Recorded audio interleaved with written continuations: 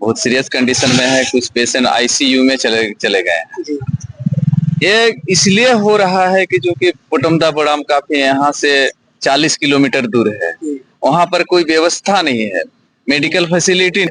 जैसे यहाँ गंगा मेमोरियल में अभी तक जो बिल बन रहा है, हम जहाँ तक समझ सकते हैं, वो परिवार अपना जान बचाने के लिए वो बिल को अपना जमीन बेच देगा, अपना पुश्तैनी जो संपत्ति है उसको खो देगा, लेकिन हो सके किसी का जान भी बच भी जाए, वो नहीं भी बच सकता है। तो अगर मेरी सरकार बनेगी तो ऐसा स्थिति कभी नहीं आएगा। इसको जोहार झारखंड, जय झारखंड। आज जुगसला विधानसभा अंतर्गत विनोद सवासी जेल कैंप के प्रत्याशी जयराम महतो के कैंडिडेट आज डायरिया से परेशान है पोटमदा बड़ांग। तो आज देखने के लिए गंगा मेमोरियल हॉस्पिटल डेमना पहुंचे हैं, तो उन्हीं से जानने का प्रयास करेंगे जेल कैंप के प्रत्याशी विनोद सवासी जी से।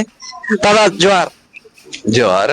दादा, क्यों आज पोटमदा बड़ांग के लोगों को यहाँ आना पड़ रहा है जमशेदपुर?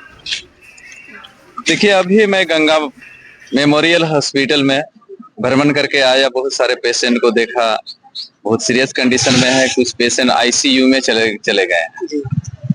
ये इसलिए हो रहा है कि जो कि पोटमदा बड़ाम काफी यहाँ से 40 किलोमीटर दूर है। वहाँ पर कोई व्यवस्था नहीं है, मेडिकल फैसिलिटी नहीं है, स्वास्थ्य केंद्र अच्छा वहाँ रन नहीं कर रहे हैं, जिसके चलते ये दिन देखना पड़ रहा है। हमारे जनता जो गरीब हैं, वहाँ के किसान मजदूर जिसके पास पैसा नहीं है, वो समय पर अपना गाड़ी करके यहाँ तक ला नहीं पाते हैं। तो उस क्षेत्र में हॉस्पिटल का अगर व्यवस्था नहीं रहेगा तो आने वाले दिन में भी इस तरह की समस्या। अगर आप सत्ता में आते तो क्या उन सबके लिए आप अच्छा स्वास्थ्य व्यवस्था दे सकते हैं पोटमदा बड़ाम में? देखिए, हमारी सरकार की ऐसी कोशिश रहेगी।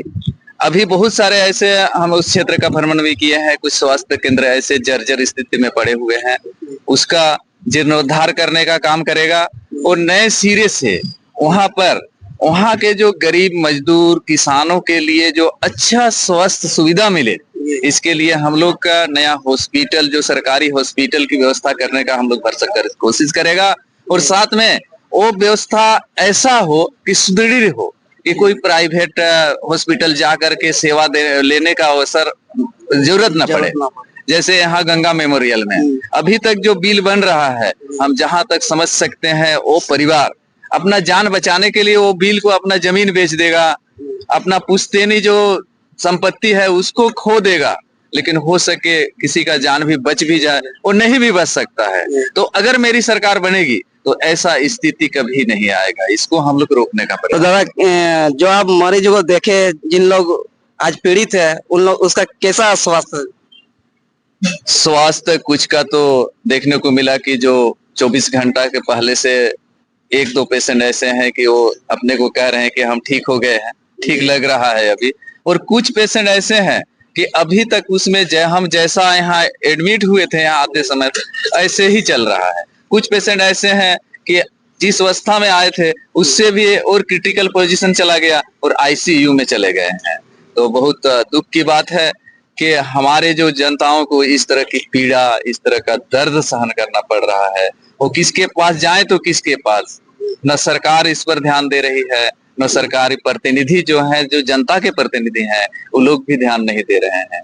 लेकिन मेरी सरकार अगर आती है तो हम लोग को भरसक ऐसा प्रयास करेंगे और कोशिश रहेगा कि हम लोग स्वास्थ्य पर हम लोग काम करेंगे और घर तक स्वास्थ्य सुविधा मुहैया कराने का। दादा, आपका आश्वासन क्या दिया उन मरीजों को जो आज ये है?